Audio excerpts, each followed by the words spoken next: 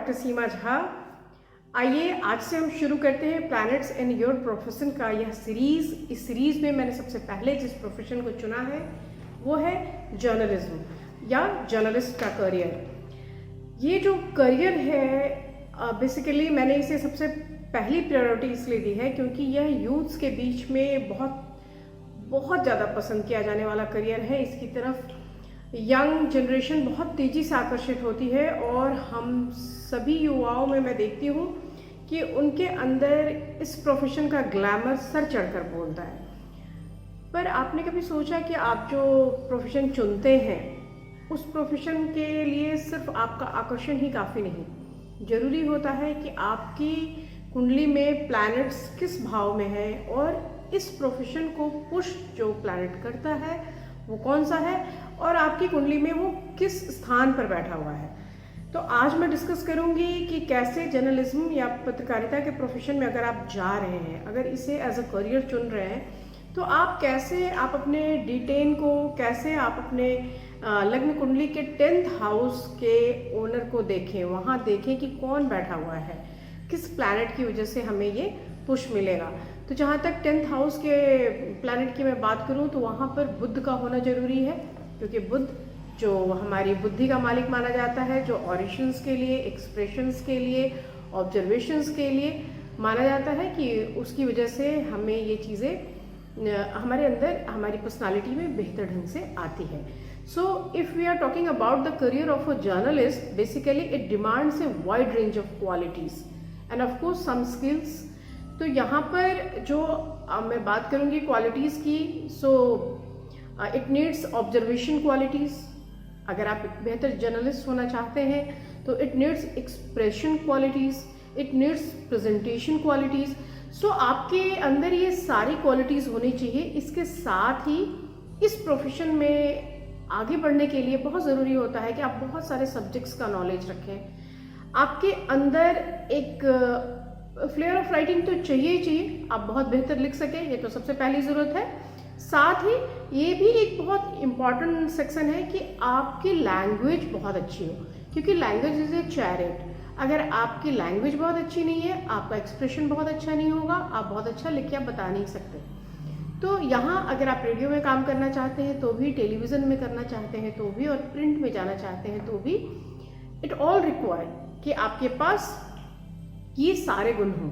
अब इन सारे गुणों को जैसे मैंने कहा कि पुश करता है मरकरी।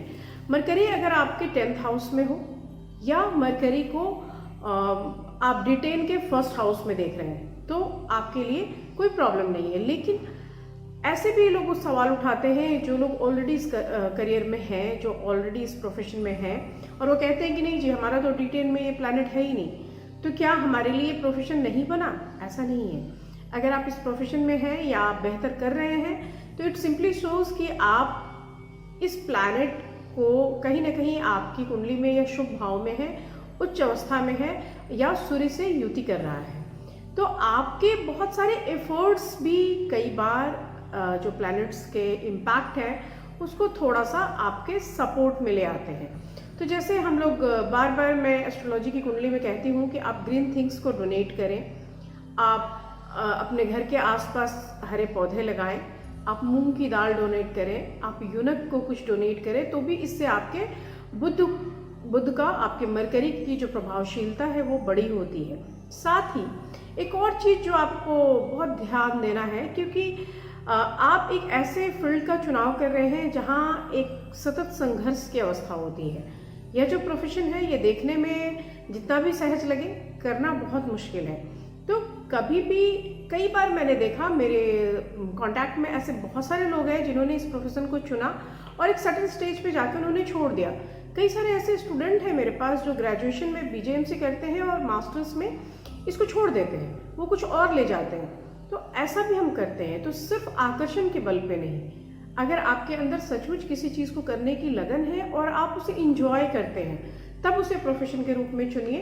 अगर आप रत्नों से उपचार चाहते हैं तो आप एक पन्ना पहनिए, उससे भी निश्चित रूप से आपको फायदा होगा। और अगर आप मंत्रों से उपचार चाहते हैं तो आप बुध के बीज मंत्र कीजिए। इससे निश्चित तौर से यह प्रोफेशन आपकी रहेगी। आप अगर इस प्रोफेशन में ऑलरेडी हैं तो आपका ग्रोथ होगा और आपके लिखने, पढ़ने, सोचने, समझने और ऑब्जर्वेशन की जो स्किल्स है उसमें भी आपको वृद्धि मिलेगी। मैं अपने अगले सेक्शन में बात करूंगी सिविल सर्विसेज के लिए किस ग्रह का, किस प्लैनेट का मजबूत होना जरूरी है और उसके लिए हम क्या उपाय करें, क्योंकि युवाओं की जो दूसरी पसंद मैं इसे मानती हूँ, खासतौर से जो हमारे नॉर्थ इंडिया के युवा हैं वो आफ्टर ग्रेजुएशन सिविल सर्विसेज के लिए बहुत ज़्यादा कोशिश करते हैं।